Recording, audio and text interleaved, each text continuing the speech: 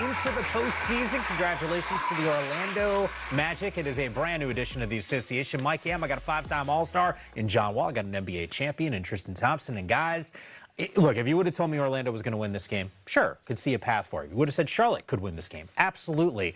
To see a dominant performance like this, Tristan, I think this is going to turn some heads as we eventually turn the page and look at that series against Detroit. I mean, I didn't expect this. Yeah. I mean, I don't know for John, but like I thought that Orlando was ready to punch the ticket. I mean, you hear the rumbling, you hear about Coach Mo's, might be his final days. So the fact that they were able to respond, and now they got Detroit. Yeah. I mean, two teams that basically Siamese twins, really. Yeah, I did not see this happen at all.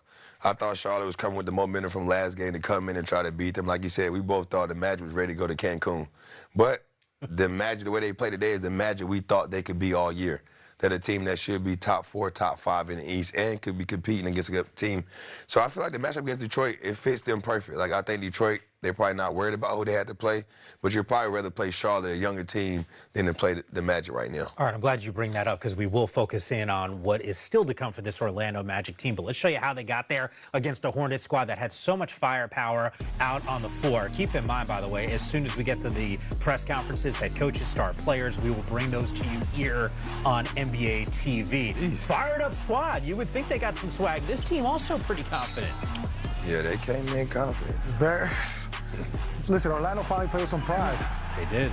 Playing defense, low man coming over.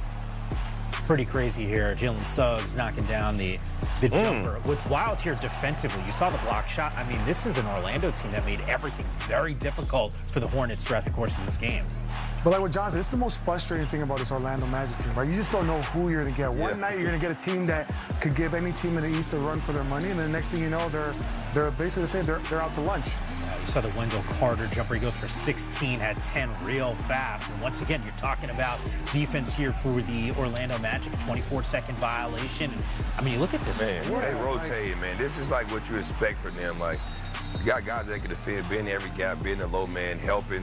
And, running guys off the three-point line. Charlotte want to get a lot of threes up, and they're doing a great job of that, running them off the three-point line. Yeah, Banchero burying the triple Magic. That was a 23-5 run off of that three ball. There were moments watching Banchero in that last game against Philadelphia. We're like, hey, like, what expected him to want to take over.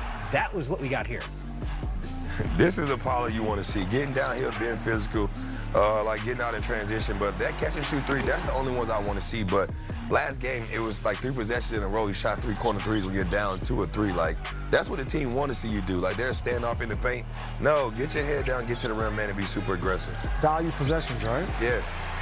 A little bit later, once again, another turnover here for this Hornets squad.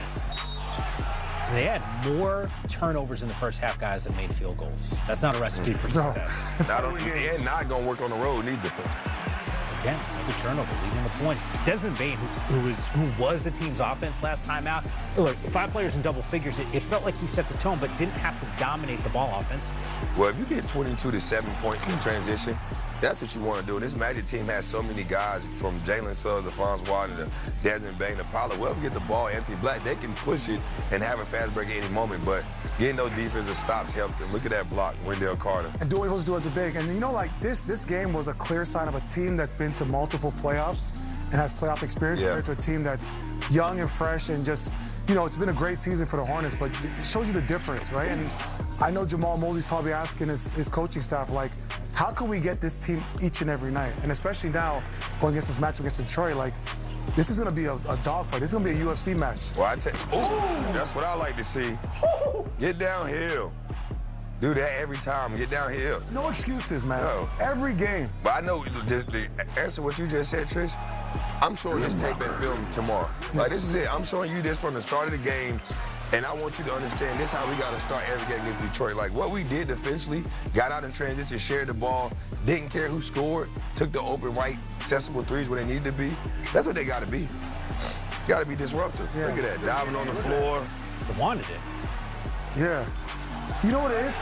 They were playing with pride for themselves, right? Like, even John knows, like, sometimes you might not like your coach. You might not agree with what's going on and how the season's going, but at some point, you got to take ownership in the locker room as players and say, you know, we're going to do this for ourselves. Screw the rest. 31-point win for the Orlando Magic. You can see Banchero going for 25, 5, and 6, that physical force. I made reference to it earlier. All 5 players, the starters, I should say, for the Orlando Magic, scoring in double figures. This was not the recipe for a Hornets squad that was so prolific from 3 in the matchups against the Magic so far this season. 12 of 45 from distance. That is not going to get it done. LaMelo Ball, 3 of 8 from downtown. Pecan Knipple, another rough shooting performance, just 1 of 6 from distance. Made reference to Banchero. When it was over, he spoke to Cassie Hubbard on the Prime team. Paolo, just a dominating win. And Charlotte, they came into this game with all the momentum and all the hype, but you guys shut that down from the opening tip. What about the way you competed tonight says about who this Magic team really is? Yeah, I mean, we got a tough team. Despite how this season's went, some of the losses we've taken, we know the DNA of this team. And we've been in this type of situation before, you know, in the playoffs, loser out type of game. And we just knew we had to come with a hell of a lot of energy, and, you know, we knew we was going to have to match their intensity, and that's what we did. And up next, speaking of matching intensity, you take on the Detroit Pistons team that also plays a very physical brand of basketball, and that's a style you guys really embraced tonight. So how do you feel like this game tonight is going to prepare you for what you have ahead of you on Sunday?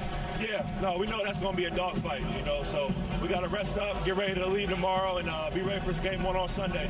But, you know, we've seen them plenty of times, so we know what's on the way. Well, you didn't just get the 8th seed, you got the playmaker chain. We don't want to touch this. Cancel this, okay? Because we need to see the dunk over and over again. How do you like it? This is fire, man.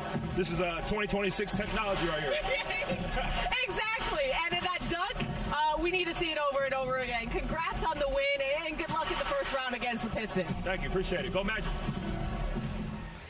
Nice bounce back performance there. 7 of 22 was what Paolo did on the floor. 18 points in that loss against Philadelphia. Responds with the 25. More efficient, 9 of 17. The flush, that was impressive. I don't remember post-game interviews, though, with you guys where you had like essentially an iPhone on a necklace.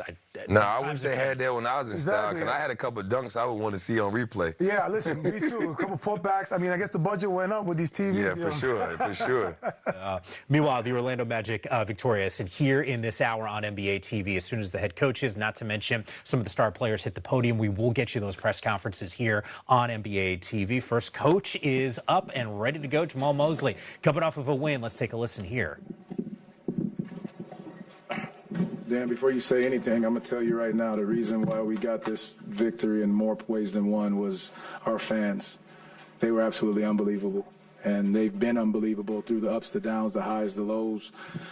They propelled us to get this win. The energy that they brought the energy for our group. And we can't say, I can't say enough, we can't say enough about this fan base and the way that they support us and got this thing going in the right direction.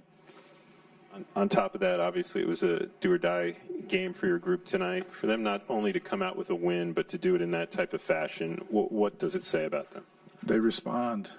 You know, our guys, you know, we showed a video this morning, which is actually funny, that these guys that have all been in the NCAA tournament. You know, you talk about the one shining moment. These guys that have all played there, they know you're one and done. And that was it tonight. You either had a chance to end your season or you start a new one. And these guys made the commitment to each other, to our staff, that we want to keep playing basketball. And it showed up first and foremost on the defensive end. That defense in the first half was probably about as elite that we've seen in a while. Anthony Black and Jalen Suggs were high level defensively. You just mentioned that. I mean, we haven't seen that type of defense in a while for this team. Can this spark something for the first round of playoffs? I mean, where did that come from? When you play with a sense of desperation and urgency, when you know you're either going home or you're extending your season, that's what it looks like. There is no second chances. And these guys took it, the ownership of it, their communication, their toughness, their togetherness. But again, I think, you know, I said to them, you know, if we would have said in the beginning of the year that you have a chance to play, to get the 8th seed with all the injuries, with everything that happened, with what's going on, would you take it? You would, no matter what happens. And these guys showed up and did it the right way. Coach, earlier at shoot-around, you defended Paolo against the talking heads and the pundits that were attacking his work ethic. For him to respond the way he did tonight with being a young player with that kind of pressure on him, what does that say about his character and his commitment to the game? Yeah, I can't say enough about the young man. I don't think people will get, how much he wants to work and how much he wants to win.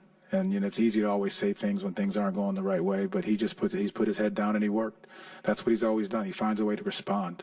And that's the young man that he is. And so, you rally around him knowing what he's capable of doing to be himself. And, sometimes when things aren't going great, you have to have the support of those around you. And this team will rally and support what he's doing and how he's done it. And he's put the work in, and that's how we respond. So, you got to give him a ton of credit for the way he responds to anything that goes on.